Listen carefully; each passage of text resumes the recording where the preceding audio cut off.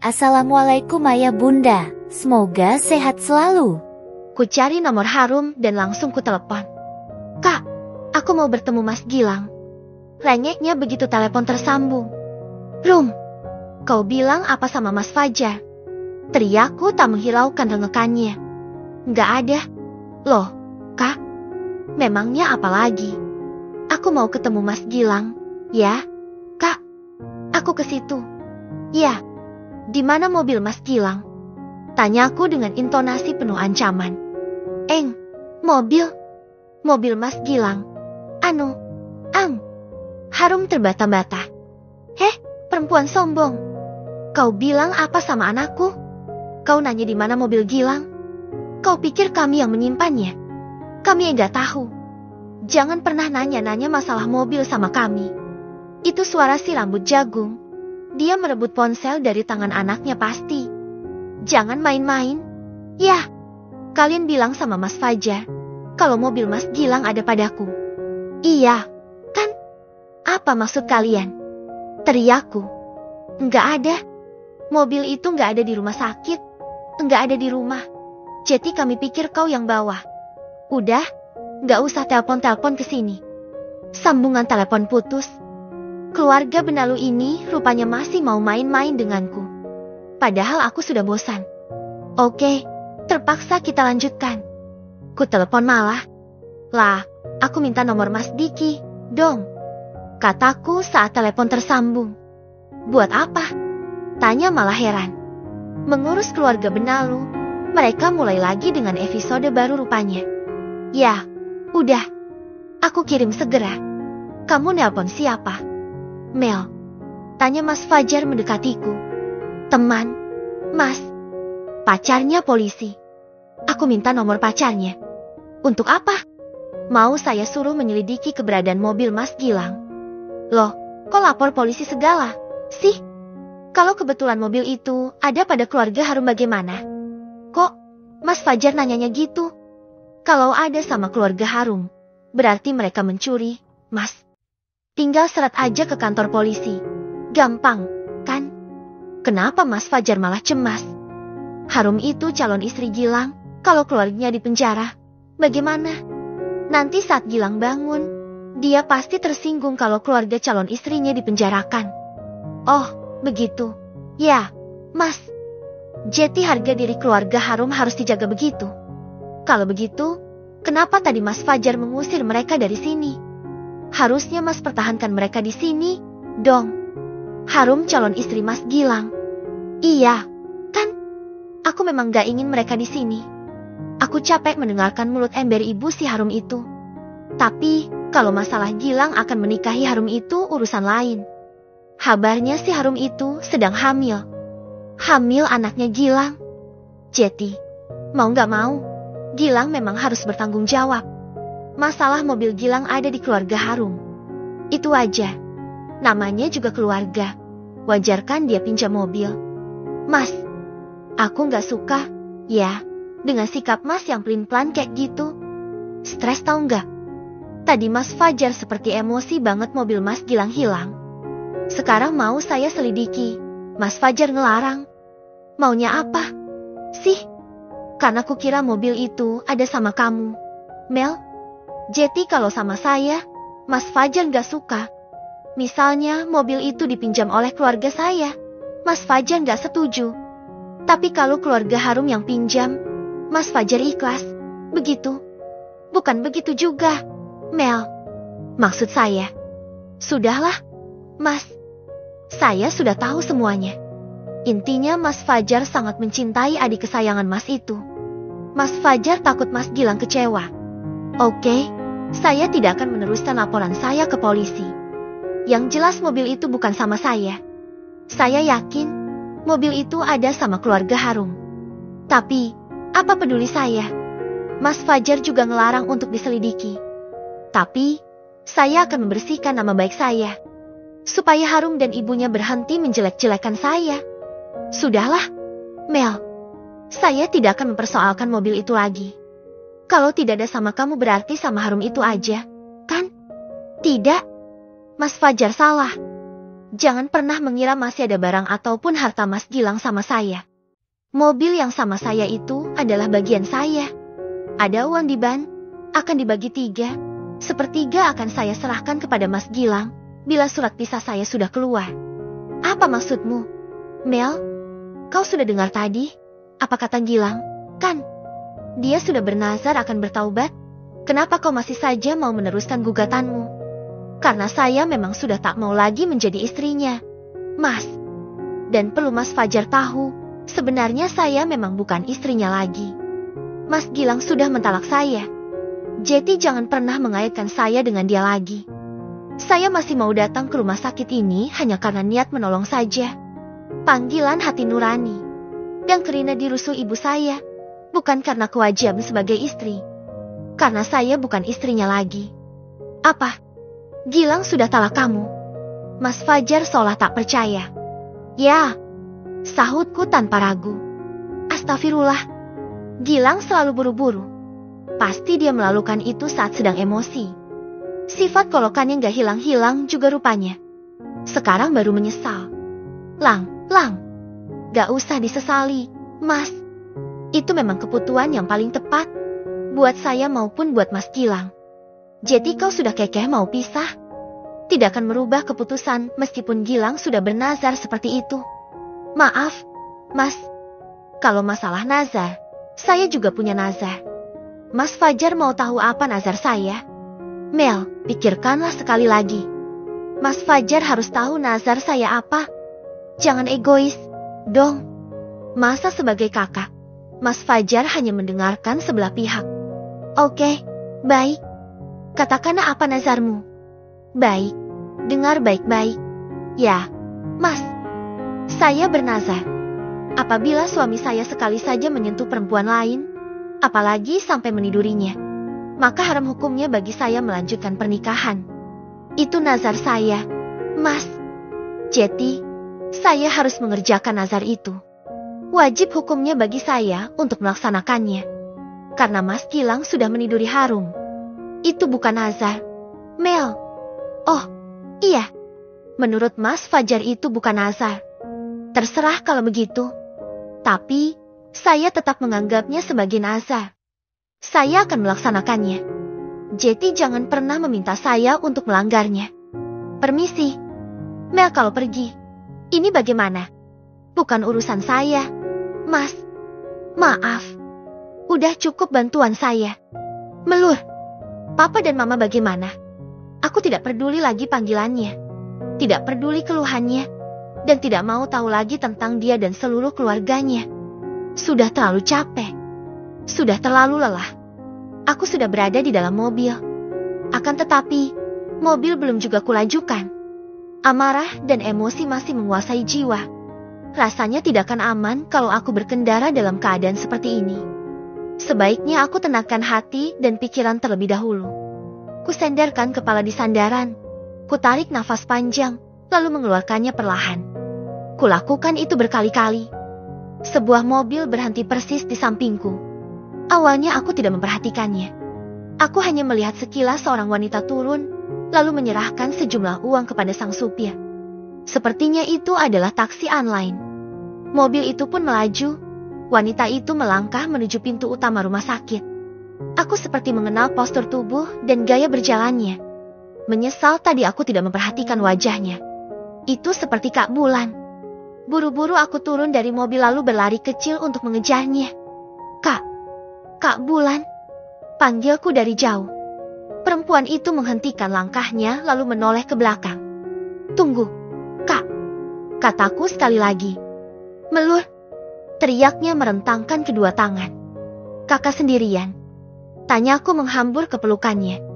Iya, Mas Jaki lagi sibuk. Anak-anak juga pada sekolah. Gak bisa libur. Jawabnya sambil memelukku. Kakak mau ikut saya sebentar? Pintaku. Loh, kakak belum melihat keadaan Gilang? Mas Fajar meminta kakak kesini aja, karena untuk nemani Gilang. Mas Fajar mau ngurus papa dan mama, katanya. Sebentar aja, Kak. Penting banget, loh. Boleh? Kemana? Pokoknya ikut aja dulu. Oke, ayo. Kulajukan mobil dengan kecepatan sedang. Aku akan membawa Kak Bulan ke rumah kontrakan Harum dan ibunya. Aku harus memberinya pelajaran karena telah mencuri mobil Mas Gilang. Mobil itu memang milik Mas Gilang, tapi belum keluar keputusan sidang. Jika sebelum itu mereka mengadu kalau mobil Mas Gilang hilang, maka mobil ini akan gagal menjadi milikku. Pasti keluarganya akan minta dibagi dua.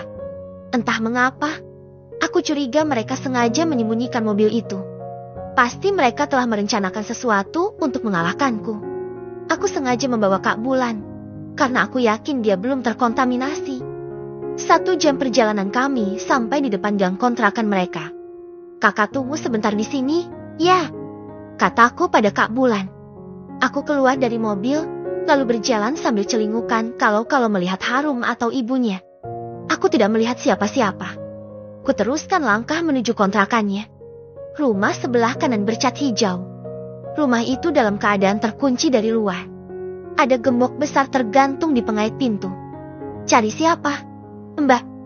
Aku tersentak. Seorang warga memergoki aku yang sedang celingukan. Oh, maaf, Bu, saya temannya Harum. Harumnya kok nggak ada? Ya. Jawabku balik bertanya.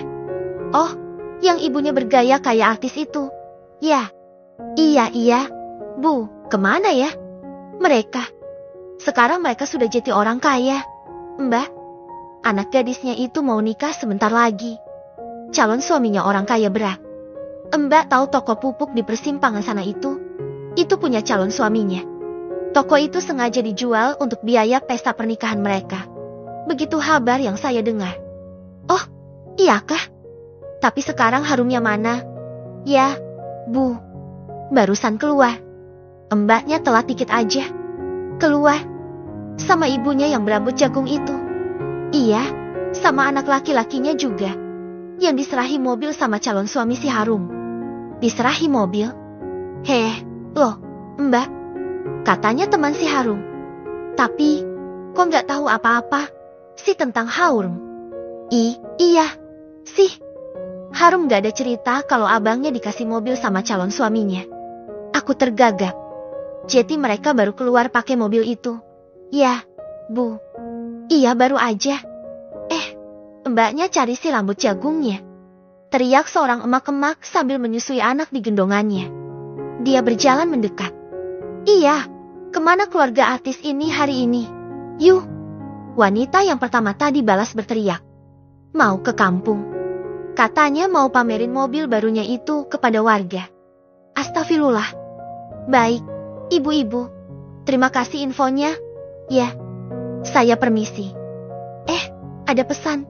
Mbak, bisa nanti saya sampaikan. Tawar ibu itu. Tidak usah, Bu, nanti sore saya balik lagi aja. Makasih. Ya, Bu. Aku kembali ke mobil, langsung tancap gas menuju kampungku. 1/2 jam perjalananku tempuh. Padahal biasanya butuh waktu hampir 1 jam.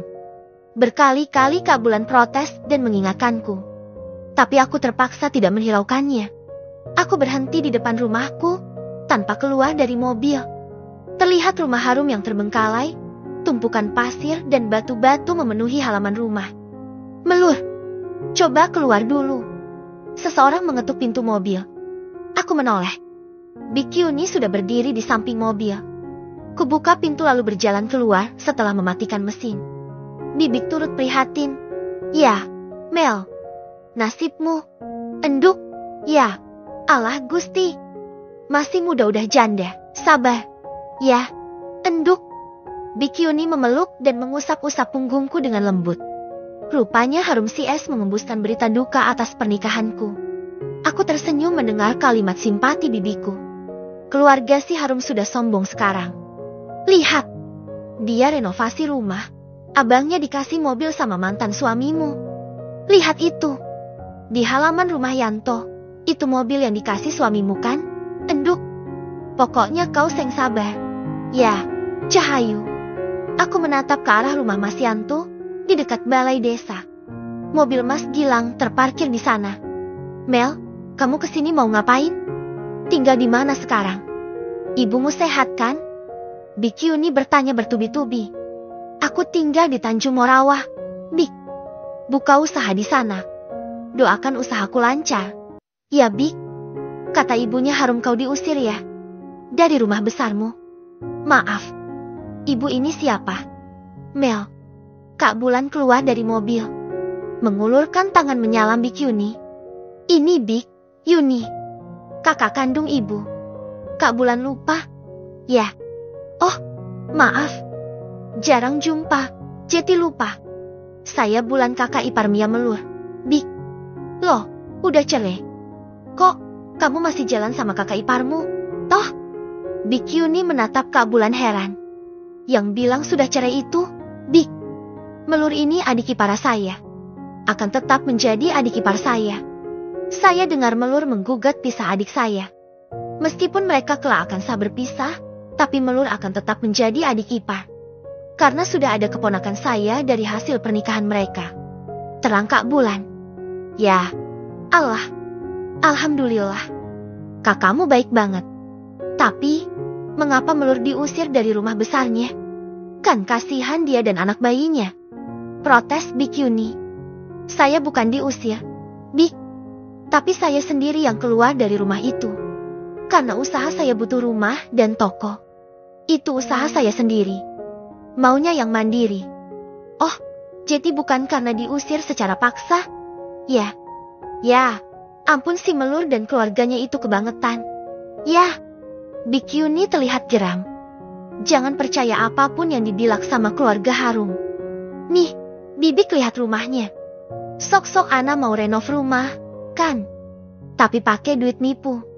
Rumah ini udah terlanjur dirusak. Tapi gak bakalan bisa dibangun lagi. Duitnya sudah saya ambil secara paksa. Oh, begitu. Bakal tak bikin ramah warga sekampung. Gak kapok-kapok dia. Ya. Geram Big Yuni. Hayu, sekarang kita bikin ramah. Seruku mengobarkan semangat bibiku. Maksudnya? Tanya Big Yuni penasaran. Bibik panggilin warga. Aku dan Kak Bulan mau nyerang pelakor itu. Kami mau ambil mobil Mas Gilang. Akan kupermalukan dia dan ibunya serta Mas Yanto yang sok hebat itu. Bibik mau, kan? Bab ke-81. Hempaskan pelakor. Pelakor gak ada aku, usir pelakor. Bibik panggilin warga. Aku dan Kak Bulan mau nyerang pelakor itu. Kami mau ambil mobil Mas Gilang. Akan kupermalukan dia dan ibunya serta Mas Yanto yang sok hebat itu. Bibik mau, kan? Mau sekali. Biar sekalian mampus itu keluarga munafik. Istri si Yanto juga sekarang sudah sombong. Katanai suaminya udah punya mobil mewah. Biar kapok sekalian. Tunggu sini, biar Bibik panggil ibu-ibu yang lain.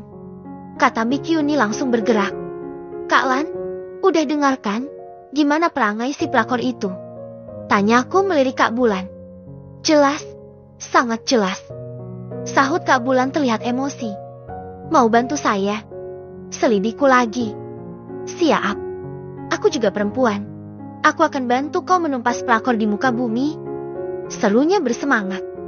Dia fitnah saya mengambil mobil Gilang. Padahal kakak lihat sendiri. Kan, mobil itu ada di mana? Oke, paham. Semula Mas Fajar juga laporannya begitu ke aku. Makanya aku tadi taksi online dari terminal. Padahal aku minta dijemput sama Mas Fajar. Katanya gak bisa. Karena mobil Gilang kamu kuasai. Mobil papa kamu jual. Mas Fajar orangnya pelin-pelan. Gak ngerti saya sama dia. Satu keluarga kali gak ada yang beres tuh. Keluarga kakak. Sumutku menahan emosi. Tenang. Kakak akan bantu kamu. Kakak kan beda. Darah yang mengalir di tubuh kakak. Beda dengan mereka. Sifat dan watak kakak gak sama. Mungkin karena kakak bukan anak kandung. Kali, ya. Ya, udah. Mudah-mudahan kakak gak terinfeksi sifat jelek mereka. Ya. Makanya kakak milih keluar dan tinggal jauh dari mereka. Padahal papa dan mama memohon agar kami tinggal bareng mereka. Tak lama terdengar suara riuh. Beberapa ibu-ibu sudah berhasil dikumpulkan Big Yuni. Mereka berjalan dengan semangat berapi-api. Anak-anak remaja bahkan anak-anak kecil ikut meramaikan. Wow, kayak mau demo aja. Seru Kak Bulan. Mereka warga desa yang lugu dan menjunjung tinggi nilai-nilai kejujuran. Kak, Big Yuni adalah kakak kandung ibu. Tentu saja mereka ikut prihatin dengan perbuatan Harum. Sahutku terharu. Ayo, Mel, kalian duluan aja naik mobil. Kami jalan kaki aja. Seru Big Yuni memimpin pasukannya. Aku ikut rombongan. Aja. Kata Kak Bulan ikut barisan. Aku mengangguk. Kumasuki mobilku lalu melajukannya mendahului pasukan pembelaku. Kuparkirkan mobilku persis di samping mobil Mas Gilang. Mungkin karena mendengar deru mobil, Harum dan pasukannya keluar dari rumah. Mereka menatapku terkejut. Harum pucat pasi. Ibunya merah padam. Istri Yanto memegangi lengan suaminya. Kenapa dia? Coba. Apakah dia pikir aku datang untuk mengambil suaminya? Sehingga dipegangi erat begitu. Oke, ini kesempatan. Akan kugunakan kesempatan ini. Assalamualaikum, Mas Yanto. Seruku tersenyum genit. Mas Yanto terlihat gugup. Wajahnya menunduk, tidak berani menatapku. Istrinya berubah merah padam, persis seperti mertuanya. Seperti kepiting rebus. Keren. Hanya Harum yang bertambah pucat. Hei, janda kampung. Ngapain kau kesini? Mau merayu anakku? Udah kepengen, kau, ya. Teriak ibunya kencang. Arak-arakan sudah hampir sampai juga. Suara mereka terdengar bergemuruh. Itu. Ngapain rombongan bibikmu kesini? Kau suruh? Ya. Mau apa mereka? Teriak si rambut jagung mulai panik. Oh, mereka nonton pertunjukan. Pertunjukan unik. Ada keluarga yang tiba-tiba viral. Orang kaya baru. Sergahku tersenyum penuh makna. Kurang aja. Kau sengaja menyuruh mereka ke sini? Hah? Mereka cuma mau nonton, mak udah sayang. Tontonan unik. Sergahku tersenyum miring. Rombongan telah sampai. Kak Bulan mendekatiku. Big Yuni mulai seruannya. Hei, rambut jagung. Gak tahu malu. Ngaku-ngaku orang kaya. Ngaku-ngaku punya menantu kaya. Pamer mau renov rumah. Pamer punya mobil baru. Rupanya semua hasil nipu. Mimpi kali, ye. Teriak Big Yuni memulai aksinya. Huku. Sorak warga bersahut-sahutan. Niat banget jadi orang kaya. Anak sendiri disuruh jadi pelakor.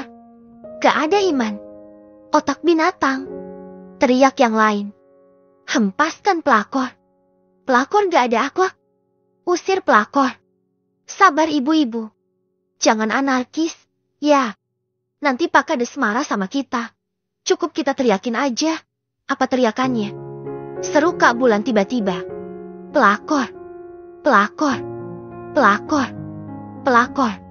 Suara ibu-ibu bersahut-sahutan. Gak nyangka. Kak Bulan pinter banget menciptakan yel-yel berjudul pelakor. Keren. Kakak iparku yang paling keren. Mungkin dia mengarang yel-yel itu saat berjalan kemari tadi. Stop. Berhenti. Si rambut jagung berteriak histeris. Oke, stop. Berhenti dulu, ya, ibu-ibu. Perintah Kak Bulan kepada pasukan itu. Kamu siapa? Kamu bukan warga sini, kan? Kamu provokator? Ya. Tuduh perempuan berdandan menor itu. Ya. Katanya udah nikah sama si Gilang. Tapi kakak Gilang aja dia nggak kenal. Wow, ketahuan bohongnya. Big Yuni berteriak. Langsung disambut oleh warga. Pelakor ketahuan, Bung. Kamu ketahuan. Sorak mereka sambil bernyanyi dan menari mengejek. Udah. Cukup. Jangan bikin ribut di sini. Bubar. Mas Yanto kini bertindak. Semua ibu-ibu langsung diam. Sepertinya mereka keder kalau preman yang mengamuk. Kak Bulan mencubit pinggangku. Tenang. Biar aku ambil alih. Kataku melangkah maju. Mas Yanto, maaf. Ya. Kalau kami datang ngerecokin. Tapi, kami perlu banget. Mobil ini adalah barang bukti untuk di pengadilan gugatan pisah aku hari Senin besok. Mobil ini masuk ke dalam daftar harta Gonogini. Makanya aku khawatir banget ketika Ma udah bilang mobilnya hilang. Malah nuduh aku yang ambil. Gugatan pisahku bakal berantakan kalau mobil ini hilang. Padahal aku mau cepat-cepat tuntas. Terangku melangah kian dekat. Aku mau gugatanku cepat kelar. Mas, biar aku cepat saja Anda. Biar bisa bebas mau cari laki kayak Mas Yanto. Bisikku di telinganya. Mas Yanto cegar cengir. Perempuan murahan. Teriak Nanik istri Mas Yanto. Tangannya meraih lenganku dengan kasar. Tapi segera ditarik oleh suaminya. Mas, apa maksudmu? Tanyanya semakin merah padam. Sabar. Melur cuma minta mobil itu. Kenapa kau malah kasar sama dia? Nih, kilas suaminya. Dia bersikap ganjen sama kamu. Maaf, Mbak Nanik cemburu. Ya, maaf. Saya cuma berbisik. Minta kunci mobil agar mobil mewah ini dikembalikan. Karena gak pantas tampang manusia kayak kalian duduk di dalamnya. Kataku sinis. Kau, kurang ajar kau, Melur. Si rambut jago mengejarku. Hai, jangan coba-coba sentuh anak adikku. Ya, kalau berani, sini hadapi aku. Big Yuni menangkap tangan perempuan itu. Si rambut jagung melangkah mundur. Mas, Yanto, sini kunci mobilnya. Mobilnya saya bawa dulu. Ya, ucapku semakin memanas-manasi keluarga brengsek itu. Mas Yanto merogoh saku celananya. Mengeluarkan kunci mobil dari dalam, lalu menyodorkannya padaku. Jangan Yanto, teriak ibunya menghalangi. Kak Bulan segera melompat ke tengah, menendang tubuh perempuan itu, si rambut jagung terjerembab jatuh. Ya, jatuh? Maaf, gak sengaja, ucap Kak Bulan seolah menyesali perbuatannya. Ibu gak apa-apa. Harum membantu ibunya bangun.